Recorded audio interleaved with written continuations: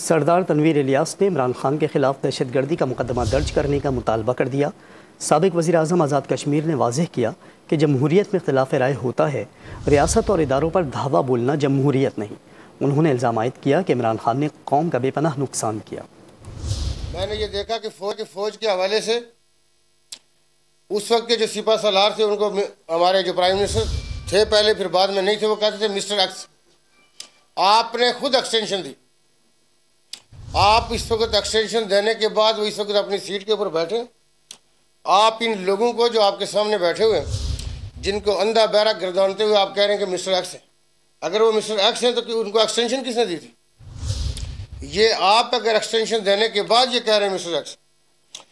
और मैं जो चीज़ अभी नहीं चाहता, उन्होंने हमारे टॉप के 3-4 लोगों के नाम रखे हुए थे जो सीईसी की मीटिंग्स में निक नेम से पुकारते थे।